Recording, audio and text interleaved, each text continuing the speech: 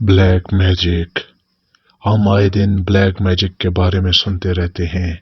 हमारे आसपास या हमारी फैमिली में कोई ना कोई तो ऐसा ज़रूर होता है जिसने ब्लैक मैजिक को फेस किया हो। और हम आज इसी बारे में बात करने वाले हैं कि आपको कैसे पता चलेगा कि आप पर भी ब्लैक मैजिक के असरात हैं। आज हम आपको 6 ऐसे पॉइंट बताने वाले हैं जिनमें से कुछ तो मुझसे भी रिलेट करते हैं। तो चलिए एक इंट्रो के साथ शुरू करते हैं।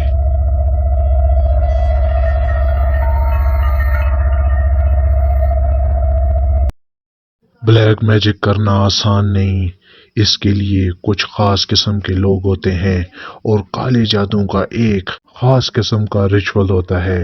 अगर तुम वो पूरा ना करो या उसमें कुछ गड़बड़ी करो तो वो जो दूसरे के लिए चाह रहा है, यानी कि दूसरा कोई बीमार रहे, उसके करियर का डाउनफॉल आए या और कुछ, वो उस पर ही पलट हो जाता है। और नंबर फर्स्ट पॉइंट है क्राइंग या स्माइलिंग।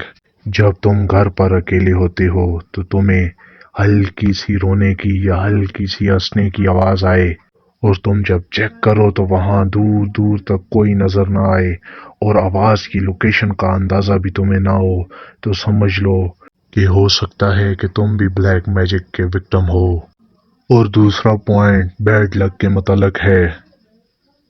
अगर तुम्हारी फैमिली में या तुम्हारे दोस्तों में हर वक्त कोई बोलता रहता है कि मेरी किस्मत ही खराब है, मैंने फलां जगह पर अप्लाई किया पर मेरा काम नहीं हुआ, मेरी किस्मत ही खराब है, तो इट्स वेरी पॉसिबल कि वो भी ब्लैक मैजिक का विक्टिम है।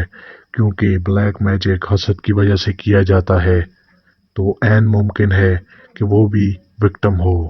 तो नंबर 3 पर आता है, अगर तुम भी मेरी तरह कुछ चीज़ें रख कर भूल जाते हो या कुछ डेट्स, नाम वगैरह लोगों के भूल जाते हो, तो तुम भी मेरी तरह एक ही चेन से बंधे हो।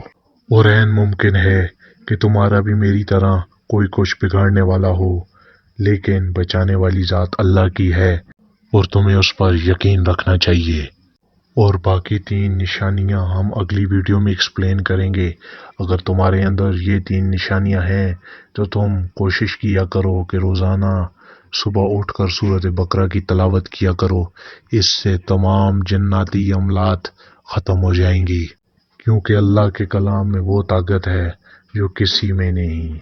तो हमारा कल तक के लिए इंतज़ार कीजिए। मिलते हैं नेक्स्ट वीडियो में।